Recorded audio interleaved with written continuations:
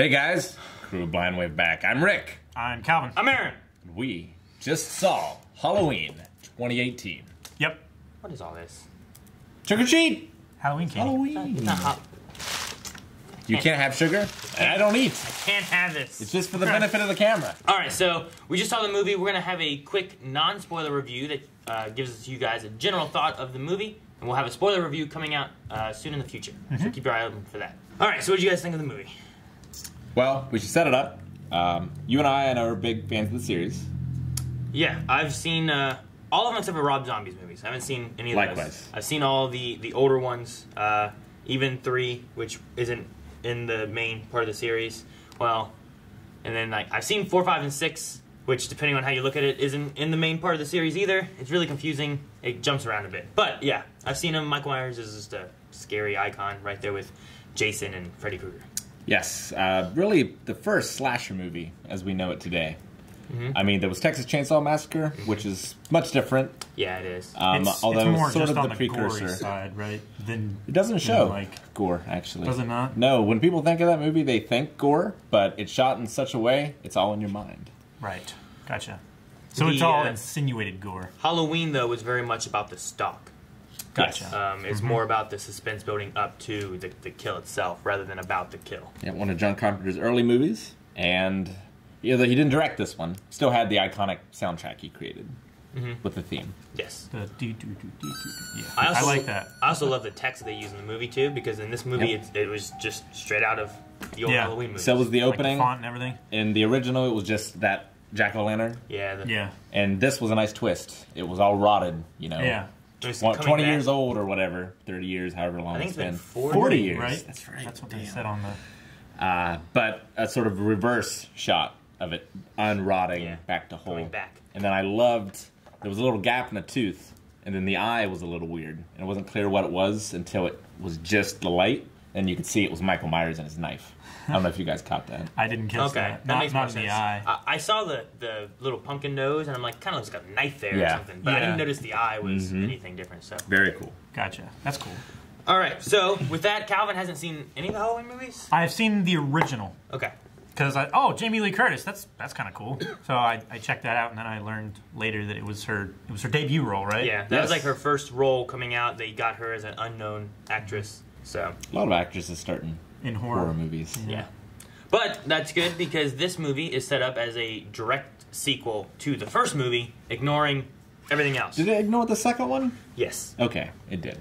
Because in the second movie, there's some Spoilers deaths. for the second There's some movie. deaths and some things that happen in it that they don't talk about, don't seem to carry over into this movie. So I wasn't 100% clear. So it feels like there's the first movie, he disappears, you know, that whole thing, and then got caught, I guess. Yeah, back into the asylum. Yeah. Which is, we won't go to the story in this one. But it does follow closely to the series' roots. I think it felt very nostalgic and felt very, I don't know what the word is. It felt very Halloween. It did. Yeah. It felt like it fit perfectly into the series to me. From what I know, the little I know of the first movie that I saw, it definitely felt like, yeah, that's the continuation of that story. And it felt good. It felt believable and scary. And it felt necessary as well, I think, if you do ignore the second movie. Like, it builds on it. It tells the story after those first 2 movies in a way that I think is interesting.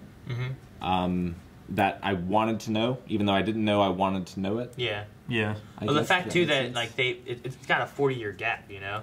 So not only are they trying to tell you this story, but they're trying to tell you, like, kind of what happened in between. Where people have been and what they've been doing. A much better effort than H2O, which was the 20-year gap.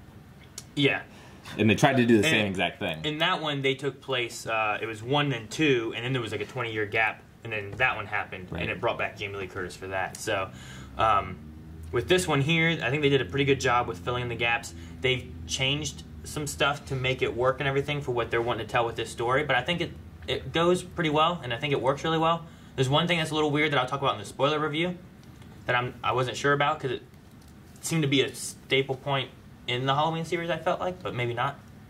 So, but as far as the stalking, as far as like the kills, like there's a lot of kills in this. Yeah, I loved the gruesomeness of some of the kills. Some were very simplistic. Yeah, but yeah. like grotesque in a way. Like even some of them were very bloody and gory, but others weren't. But they were all the more disturbing for it, I think. It just kind of showed that Michael is this force of nature. Yeah. Force of evil. Yeah. Force of evil. Yeah. The music's right there with everything. I think all like visually, like everything's like the shots are done really well. Yeah. There's some cool one-shot things that they do. That just makes you feel like you're there, you know, following these people and stuff in this movie. And I just love the atmosphere of Halloween in general. It's that sort of, you know, people are being more mischievous than normal, and so they're getting into more situations that lead them to danger. It just happens to be the wrong day for them this time. Yeah. And then the movie also has tons of nods and stuff to the series as a whole.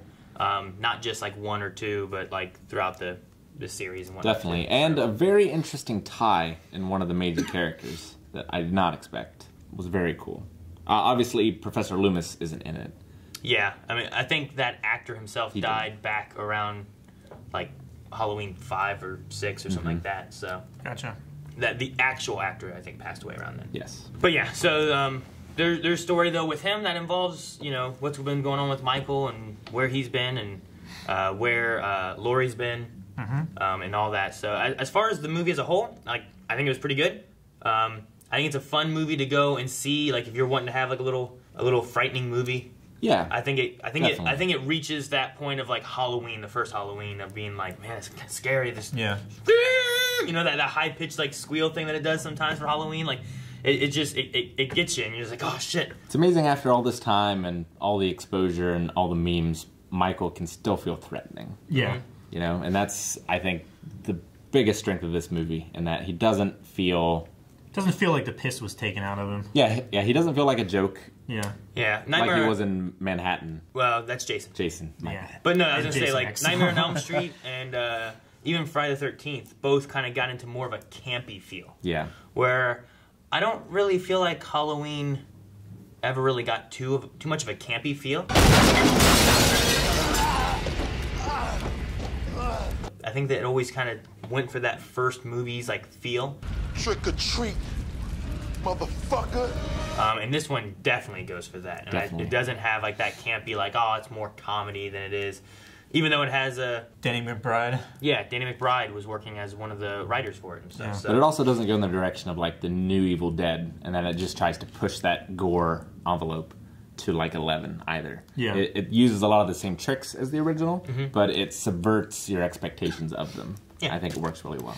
So overall thoughts of the movie then, as a whole? Really enjoyed it. I feel like I was spared some disappointment that other people were feeling, maybe, that it didn't tie into stuff. But I think it is a better experience for it.